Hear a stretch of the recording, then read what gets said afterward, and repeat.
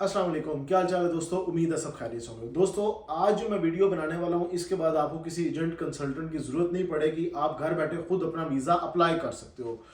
देखिए, मैं जो प्रोसीजर बताता हूं, अगर आप उस प्रोसीजर को फॉलो करेंगे तो आपको किसी बंदे के पास जाने की ज़रूरत नहीं पड़ेगी। हमारे लोग चाहते भी यही हैं कि जी हम खुद अप्लाई कर लें या फिर हमारे पैसे बच जाए, हमें किसी को पैसे ना देने पड़े या हमारे पैसे ना डूबे।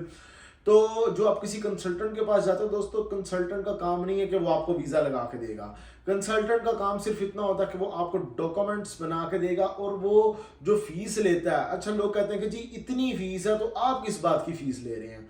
यानी कि अमेरिका एम्बेसी की या फिर शेंगन की इतनी फीस है तो आप किस बात की फीस ले रहे हैं। यानी कि आप किसी बंदे से उसकी सर्विसेज लोगे, फीस बिल्ला लोगे या फिर अल्लाह वास्ते आपने उसे सर्विसेज लेनी है। जो कंसल्टेंट होता है वो आपसे अपने डॉक्यूमेंट बनाने की फीस चार्ज कर रहा होता है। उससे कंसर्न नहीं होता कि आपका वीज़ा लगे नहीं लगे।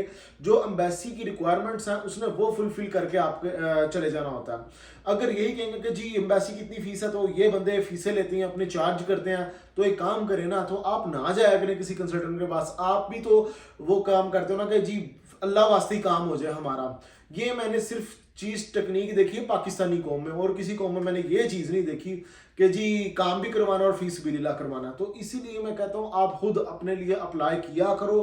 किसी के पास जाने की जरूरत नहीं, किसी बंदे को पैसे देने की जरूरत नहीं। इसी तरह आपके पैसे भी बच जाएंगे और आपका वीजा भी अप्लाई हो जाएगा।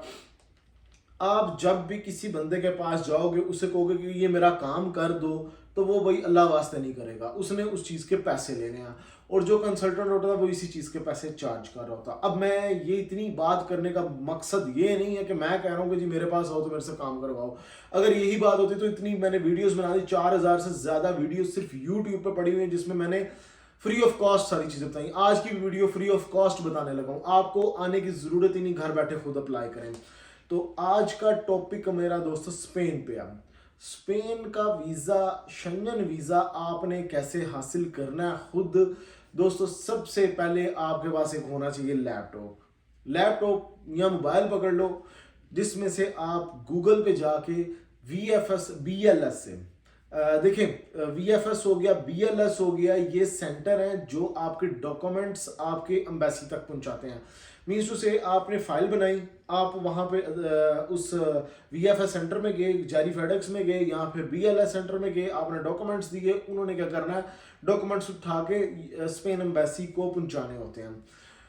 तो आपने क्या करना है दोस्तों, सबसे पहले BLS वहाँ से जाके अपॉइंटमेंट बुक करनी है। एक अपॉइंटमेंट आ गई, उसके बाद क्या करना है, उसके बाद आप करेंगे एक फॉर्म आपने फिल करना है, जिसमें आपकी डिटेल्स होंगी, आपका नाम, father name, mother name, family name और डेट ऑफ बर्थ, और उसके अलावा जी आपका होम एड्रेस, कंपनी एड्रेस, और कहाँ पे आप क्या काम कर रहे हो, जिस कंपनी में आप काम कर रहे हो उसका एड्रेस, आपका कंपनी का काम, आपका काम, ये सारी चीज़ें फिल होती हैं। लास्ट मोमेंट पे वो जी आपने साइन करने होते हैं और नाम लिखना होता है, डेट लिखनी होती है। फॉर्म हो गया फिल आपका। 2 शेंगन साइज पिक्चर आपने जो है ना वो आपने ले लेनी है, साथ में अटैच कर लेनी है। अब क्या होगा नेक्स्ट, इससे भी पहले आप होटल बुकिंग कर लिया करें। अगर आपने फॉर्म फिल कर लिया, होटल बुकिंग करो, क्योंकि होटल का जो नाम होता है ना वो फॉर्म में लिखना होता है। होटल बुक कर लिया, फिर उसके बाद आपने करनी है फ्लाइट रिजर्वेशन। अब होटल बुकिंग और जो फ्लाइट रिजर्वेशन होती है ये आपने करनी है डमी, ये पेड नहीं करनी, क्योंकि एम्बेसी की भी रिक्वायरमेंट होती है कि आपने पेड नहीं करना। पेड करना चाहते हो, इतना ही फजूल पैसा आपके पास, या आप समझते हो कि जी मेरे काम करने से एम्बेसी वीज़ा देगी, तो कर लें भाई, एम्बेसी की रिक्वायरमेंट तो है नहीं, रिजर्वेशन चाहिए होती है just. Hotel booking, flight reservation, फिर आती है ट्रैवल इंश्योरेंस। ट्रैवल इंश्योरेंस आप कोई भी ऑनलाइन वेबसाइट पे जाओ जहाँ पे इंश्योरेंस वगैरह हो रही होती है, AIG वगैरह, वहाँ से आपके 60-70 दरम लगेंगे या रियाल लगेंगे या 100 के अंदर अंदर, वो आपने पे करके सिंगल एंट्री का जो भी होता है 7 दिन का या 14 दिन की जो होती है, वो आपने बुक कर लेनी है। ट्रैवल इंश्योरेंस होगी। फिर आपने एक कवर लेटर बनाना है। कवर लेटर क्या होता है, जिसमें आप अपने मुतालिक थोड़ा सा लिखोगे और आप अपने टूर से रिलेटेड लिखोगे, जिसमें ट्रैवल प्लान भी आता है। कवर लेटर में आप लिख दोगे कि मैं ये काम करता हूँ, मेरे पास ये चीज़ें हैं, और मैं अब वहाँ पे स्पेन में जाके कुछ प्लेसेस विजिट करने वाला हूँ। अब ये आता मेन पॉइंट, प्लान कितने दिन का रखना है और प्लेसेस कौन सी मेंशन करनी है। प्लान आपने दोस्तों 6-7 दिन का या 8 दिन का मैक्सिमम रखना है, इससे ज़्यादा प्लान नहीं रखना अगर पहली बार आप वीज़ा अप्लाई कर रहे हो। अगर आप रेगुलर फ्रीक्वेंट ट्रैवलर हो तो फिर आप 10-12 दिन 15 दिन आप पे डिपेंड करता है, वो भी शेंजन के रेगुलर फ्रीक्वेंट ट्रैवलर हो। ये नहीं कि आप कहते हो कि मैं बाकू जाता रहता हूँ, मैं पाकिस्तान जाता रहता हूँ, भाई वो नहीं।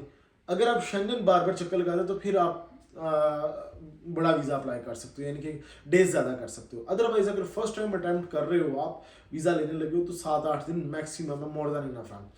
तो आपने क्या करना है, दो सिटीज़ का भी प्लान दे सकते हो। वैसे अगर 1 सिटी हो तो मोर देन इनफ है, अगर करना हो तो 2 सिटीज़ कर लें। नंबर 1 आती है बार्सिलोना। बार्सिलोना क्योंकि एक टूरिस्ट हब, पूरे यूरोप से, पूरे वर्ल्ड से बार्सिलोना में लोग आते हैं। वहाँ पे बहुत बहुत फेमस चर्चिज़, गार्दे फैमिलिया और बहुत सारे फेमस चर्चिज़ वहाँ पे हैं। अब कहेंगे जी हम तो मुसलमान हैं, हम क्यों चर्च देखने जाएं? भाई आप ना लिखो, मैंने तो एक जो टूरिस्ट अट्रैक्शन पॉइंट है वो मैंने आपको बताया कि एक है। और उसके अलावा वहाँ पे आपने गूगल पर सर्च कर लेनी है बार्सिलोना फेमस प्लेसेस, तो 4-5 नाम आएंगे, वो डाल देना। उसके बाद अगर आपने ऐड करना होगा मैड्रिड को, आप ऐड कर दो साथ में।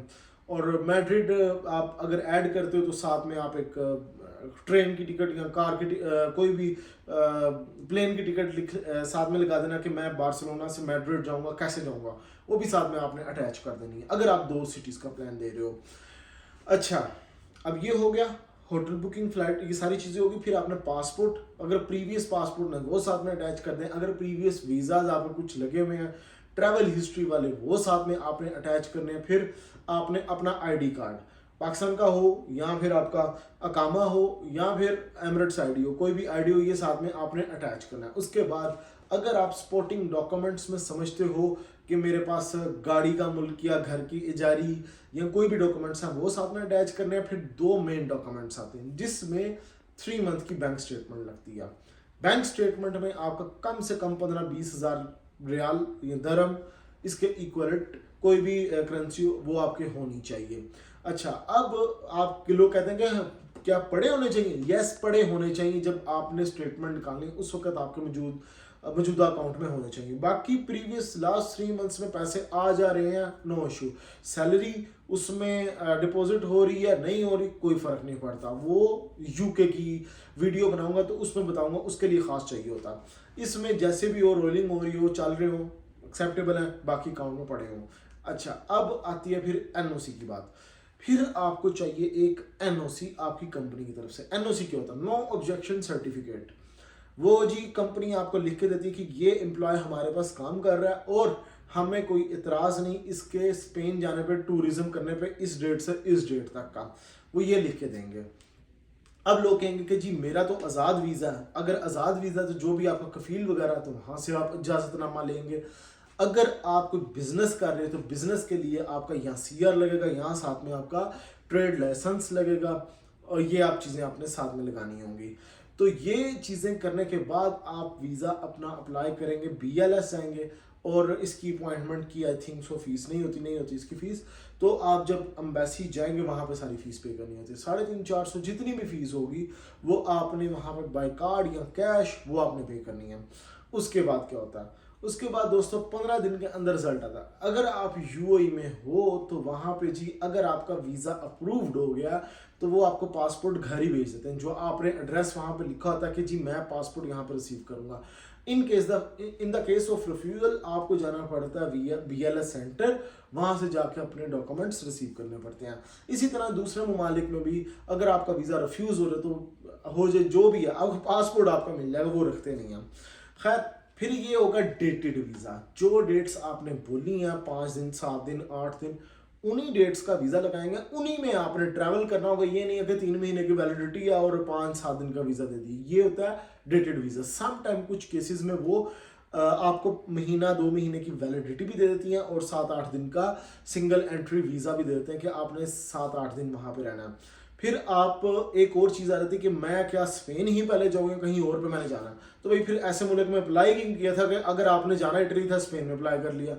तो अगर कहते हो कि जी इसकी वीज़ा रेशो अच्छी थी इसलिए किया, तो भाई आप पहले स्पेन में एंट्री लें। अगर पहली बार जा रहे हो स्पेन में एंट्री लें, फिर वहाँ से आप किसी भी कंट्री में जा सकते हो, कोई इशू नहीं है। होपफुली मैंने दोस्तों काफ़ी चीज़ों पे मैंने बात कर ली और काफ़ी चीज़ें मैंने क्लियर कर दी हैं। तो कोई चीज़ कोई इन्फॉर्मेशन होगी मुझे मैसेज कर देना, कमेंट में कमेंट कर देना, मैं कमेंट पढ़ के वीडियो बना दूंगा। तो गाइज नेक्स्ट वीडियो मिलूंगा नए टॉपिक पे। ख्याल रखें अपना, टेक केयर, अल्लाह हाफिज़।